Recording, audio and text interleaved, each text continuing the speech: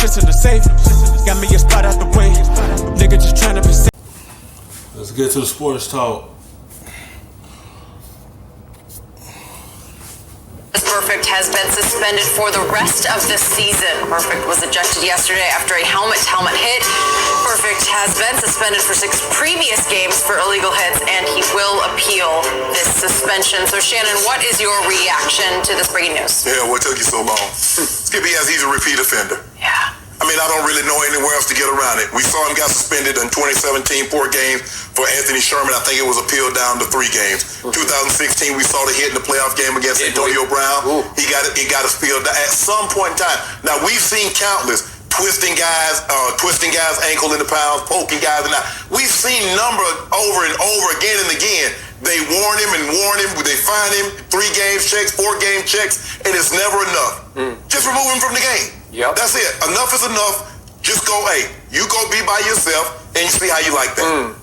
How about suspend him for his career? Is that possible? I wouldn't be opposed to that, Skip. Wow.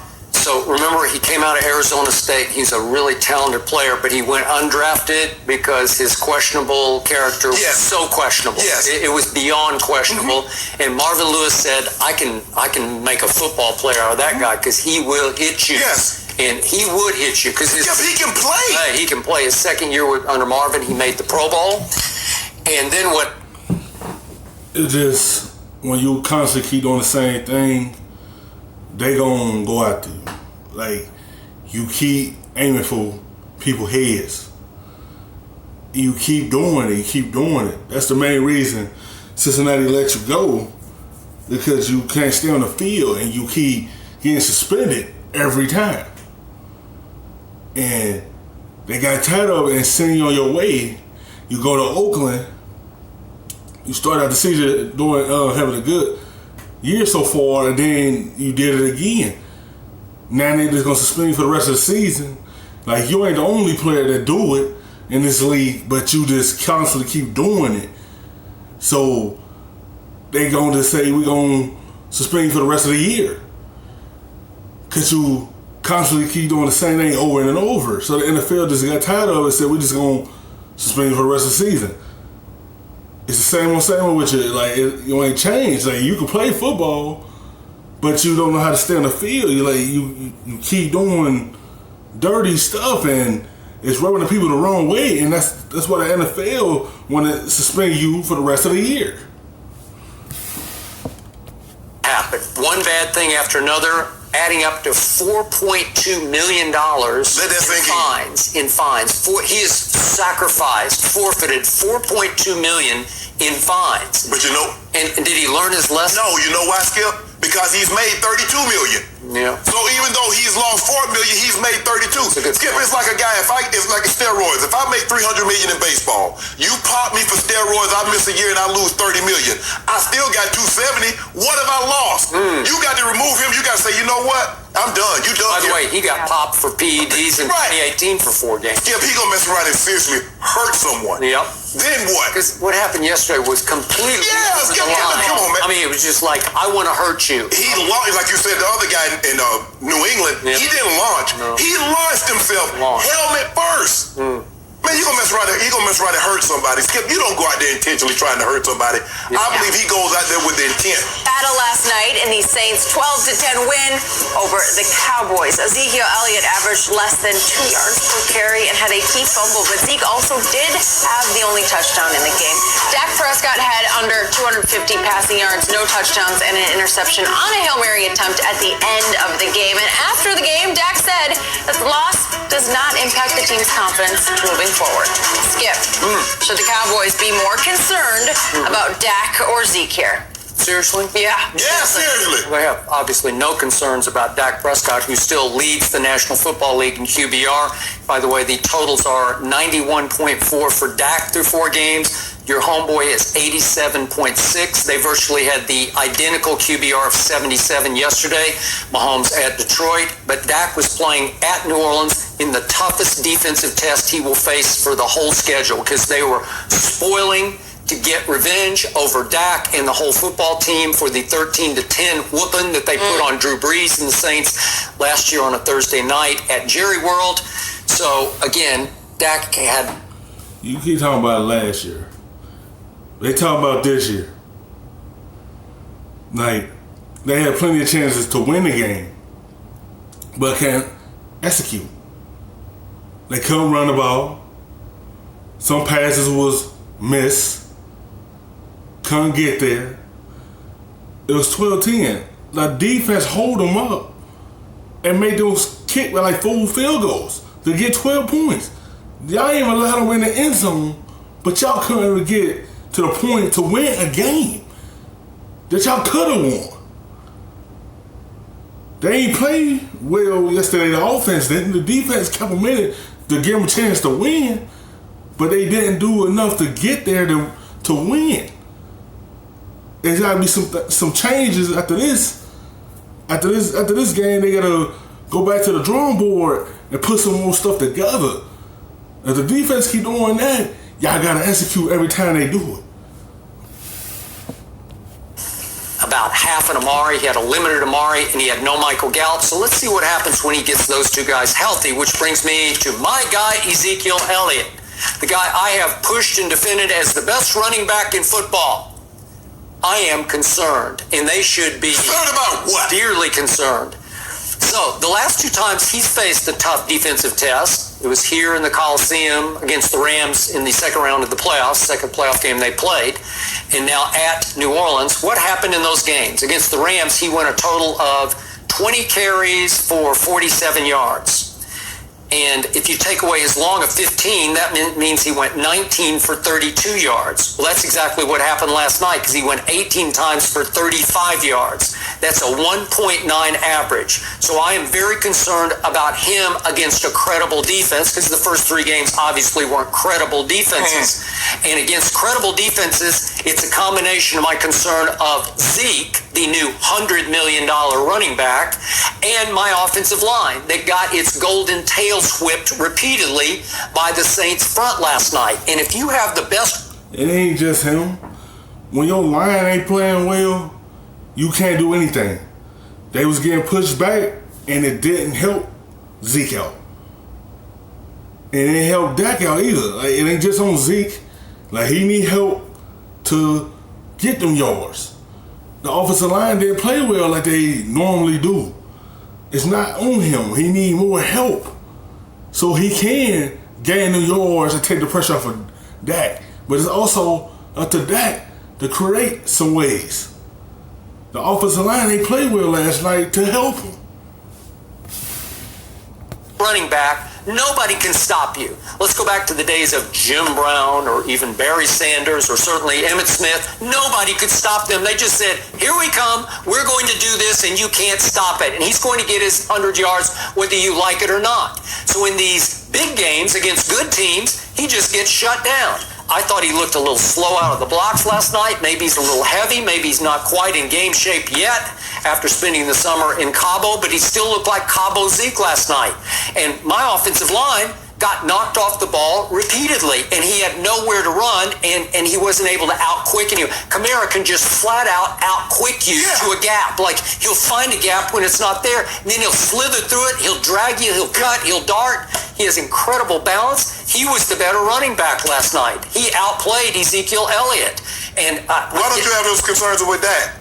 Why don't you have no concern with that? Well, he had because Dak. I'm concerned with Dak because again, in big games, when he do crumble. He crumbled last night. He didn't score. He didn't get the no touchdowns yesterday. They need him to play well as well. Like, when it's big games, you can't fold up like that. He had them easy games. He was playing like a top quarterback. Then when it came to a tough team, he crumbled under pressure. It didn't get that team across the end zone. Zeke scored the only touchdown for them. He couldn't get them down the field to help them win. If he want to get paid, he got to play them type games to get that money. But he still don't get his money.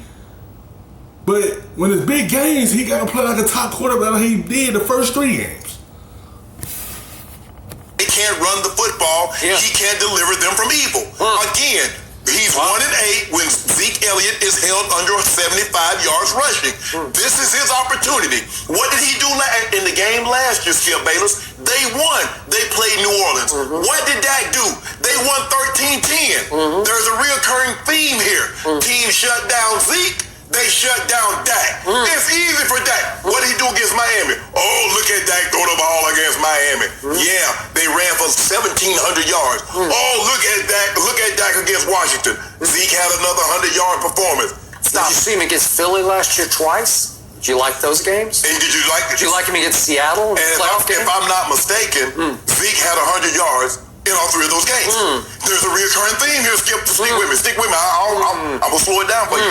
Skip, what I'm trying to say, Skip, what I'm trying to say. Follow me, Skip. I'm slowing it down. When Zeke runs the ball, Dak plays really well. That's everybody. That's how it works for Tom Brady. They were the #1 rushing attack in the playoffs last year. I'm not talking about Tom Brady. Because he's the greatest quarterback ever played. Because I've seen Tom Brady win ball games when they got no running game. That's what makes Skip. That's what makes the elite quarterbacks elite.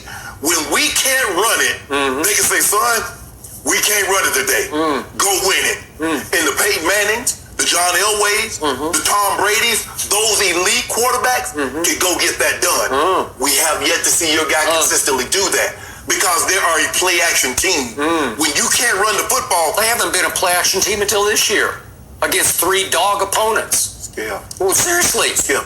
They barely used play-action the last 3 years. This is a whole...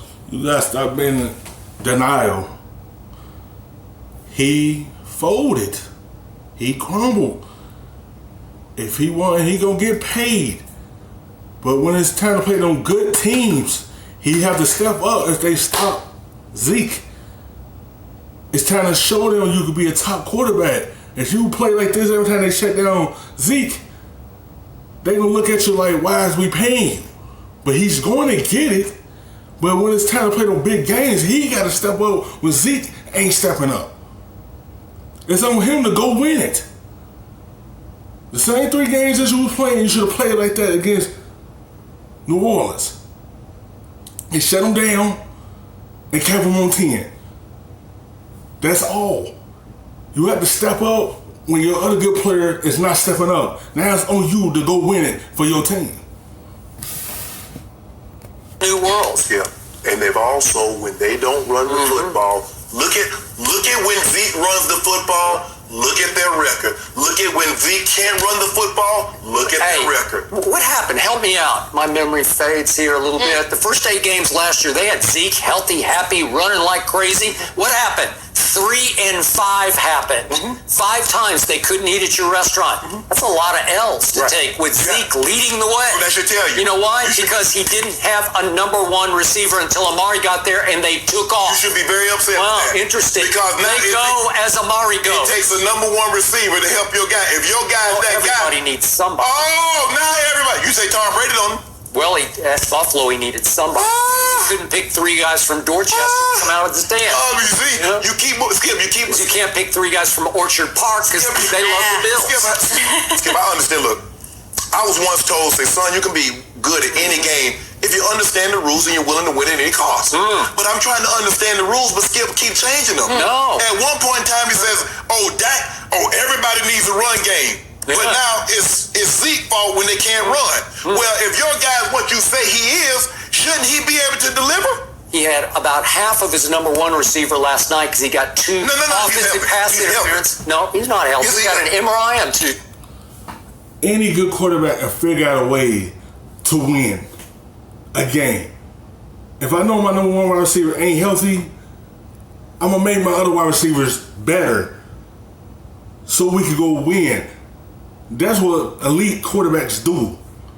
Ain't no excuses in this league. If you ain't got him healthy, try to figure out a way to get the other guys into it and show them you're a top quarterback. That's what top QBs do in this league. Figure out a way. Oh, I don't have the #1. I'm going to make the other guy good.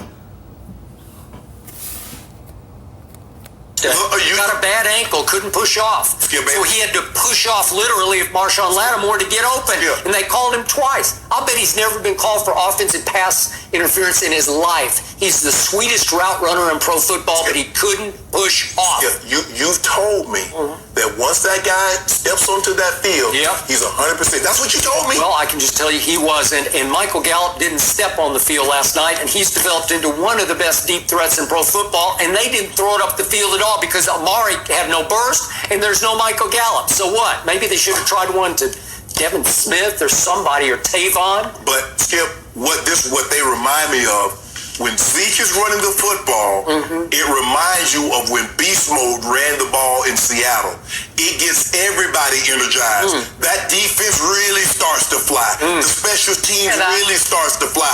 And you look at those offensive linemen, how they run down the field and pick Zeke up, and Zeke starts eating. Ooh, that's what you are. Did you see him do this one time?